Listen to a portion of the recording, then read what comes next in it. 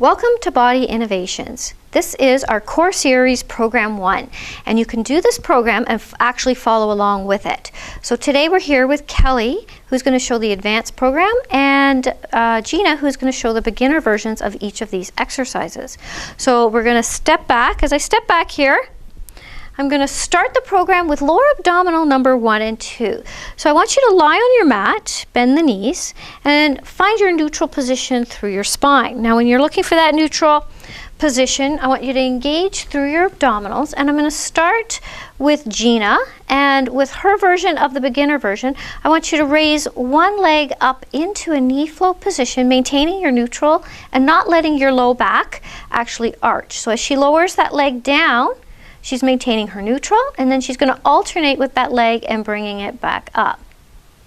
So as she creates that movement, if this movement is easy for her and her pelvis is stable, she can start to let her legs walk in and out at a little bit further rate as they go in and out. Now for Kelly, she's going to do lower abdominal number 2. Now with lower abdominal number 2, her legs come into knee float. Knees are positioned over her hip sockets. And she's going to engage through her abdominals and not let her pelvis tip as she actually lowers down, exhaling to tap the foot on the floor and bringing it up, alternating her legs and not letting her back arch as she goes down with the foot and not letting her back flatten as she comes back up. And I'm going to continue with Gina. She's going to keep walking her legs back and forth. So extending her leg a little bit further, but not as her leg goes out further, there's more probability that she's going to have to use more abdominal control to not let her lumbar spine, her low back, arch. How does that feel, Gina? You can feel the challenge. Yes, it's very, very challenging. So this is definitely the beginner level. When this becomes easy for you, then she would be able to advance into Kelly's version of doing this. Now I want you to notice, so Gina's going to continue moving her legs. When she gets them out there, she'll start over again and start with her legs back in and work them back out. Now one of the compensations that your body can do, and you may not even be aware of it, is that when you're doing the lower abdominal number 2 that Kelly's doing, I'm going to show what your brain will do, and drop your shins. So here her shins are dropped, and now perform the exercise. So you could be doing this version at home and think, wow, this is really easy, and not realize that you're actually, I call this a dangle leg, a dangle shin. This is a compensation. So if you're coming from Gina's move and you're not quite ready for the full version of lower abdominal number 2, this is the way you can get there. But once you find that easy, these shins have to be parallel with the floor, and then she's moving from the hip and not the knee. The angle of the knee stays at that 90 degrees. So then just a few more. So I like to really challenge these and work up to that, you know, we're doing these for about 2.5 minutes. Let's try one more. Good. And then bringing it all the way back down. Good. And now I'm going to grab this Gertie ball, and I'm going to give you each the Gertie ball. And then what we're going to do is put the Gertie ball under your feet. So if you've watched any of the other videos, you'll know that we've talked about the Gertie ball. It's a 9-inch air ball. It's squishy. So it actually gives you that feedback because you can see that it's squishy. So for your own proprioception, you're really aware of the weight of your leg on that ball. It's an excellent tool. So we're going to start with both feet on the ball. Your legs are heavy on the ball. Your back is in neutral. Your abdominals are engaged. Shoulders are relaxed. And we're going to lift one leg off so that it's just positioned either in a knee float or a dangle knee float. We'll put Gina in the dangle, and we'll leave Kelly in the regular knee float. Now they're going to use their abdominals, they're going to engage, and as they exhale, they're going to take the ball out. We'll start with that first. So we're going to do a few repetitions and then bring it back in. Exhale, take it out. Now noticing as the leg goes out, they're not arching through the back.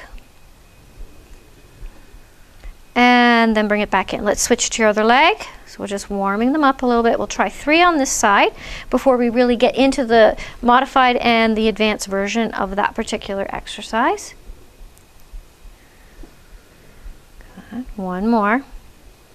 Now this time when you get out there, you're going to hold the position. I'm going to start with Kelly. She's going to raise this leg up. Now she's going to lighten the foot that's on the ball and lower this leg down onto the ball to match it. and then bring it back in. So really engaging through those abdominals. Perfect. Let's try that again. So she's going to roll out. Good. And then she's going to raise the leg. Lighten the leg that's on the bottom and lower it back down. Good. And then bring it back in. And now we're going to let you continue with that one, Kelly. And then for you, Gina, bring that ball back in. Switch to the other leg. So as you actually take that ball out, you're going to take it out about 3/4 distance. Good. And then take the other leg out, put it on the ball, and bring them both in. So you got to watch out for the wardrobe malfunctioning, I always say, because it can happen. So she's going to lift one off, take it out. She doesn't have to go all the way out. Wherever you're comfortable, you can maintain that core stabilization. Put your other foot on the ball, and then bringing it back in. Let's try a couple more. How do they feel? Challenging. Good. We got a few more. You should start definitely feeling your abs working by now. Okay, good. So you're really lightening that foot. Excellent. Let's try one more.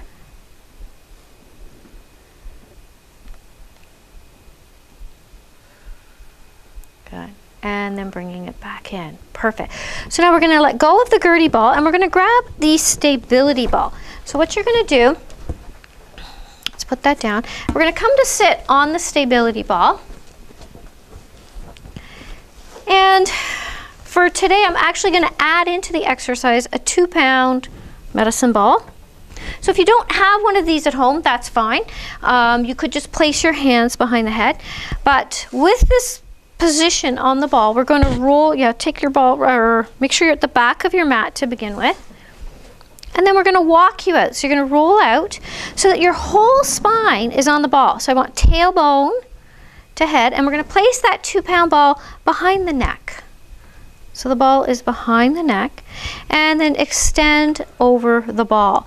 So it's important here, if your ball does not feel comfortable, how does it feel for you, Gina? Good. If the ball feels like it's too much extension for you, you're better to use a bigger ball. Perhaps these are 55 centimeters. A 65 centimeter ball will allow a bigger circumference so that you shouldn't feel dizzy or sick when you're in this position. So what you're going to do is take a breath. I want you to swallow, put the tongue on the roof of your mouth. Okay. One more time, take a breath in. And then as you exhale, I want you to lift to float your head up. You're bringing the ball with you. It's in the curve of your neck. It's helping to keep your nice neutral position. And you're going to come up so you're looking over your knees. Perfect. And then you're going to inhale to go back. So I want you to take the breath. And then as you exhale, lift to come up. Good. And as you come back over the ball, make sure you just don't let go of everything. You got to keep that control through your abdominal muscles as you're extending back. Good. And then go back. Now I want you to notice, they are challenging, I'm sure, with the ball there as well that you're carrying. For the advanced version, when you're standing here or in this position, could you lift one leg up? So you're going to stabilize and lift one leg up. Pelvis is level on the ball.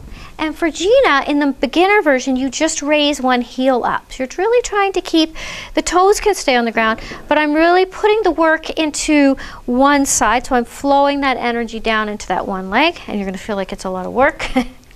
So at a beginner level, you don't want to fall off the ball. You're just lifting the heel, keeping the work concentrated in through that one leg, and watching that you're able to stabilize and not let this leg be shifting in and out of position.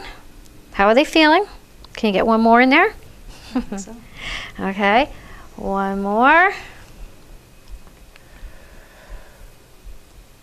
Good, and then come out. So next position is called the mountain climber. So you're going to come all the way back off your ball. Okay, and I'm going to bring the chair in for Gina in the modified version. So beginner version, I like to use a chair for, and in the advanced version that Kelly's showing, she will be on her wrist. So what we're going to do is come into a plank formation. So you're in your plank. Good. Gina's on her forearms, and then you're going to draw one leg in and take it back out and bring the other one in. So we're alternating your legs. You have to have lots of core energy here, lots of good shoulder stabilization. Keep the shoulders out of your ears. Make sure the elbows, the eyes of your elbows are facing each other and not hyperextending outward. And you're keeping your pelvis level. So can we demonstrate with you ladies poor form. So you can see the wobbling of the hips if you can. See how the hips are swaying, things are moving. We do not want these versions. So then go back into your excellent form, and you're moving from the hip socket. So the leg is moving within the hip socket, the core is stable, the frame, think of this like a nice rectangle, lots of core. This is very good hip and back dissociation. So really training your brain to be able to move, stabilize through the pelvis. One more time. Good, and then all the way back down. Excellent.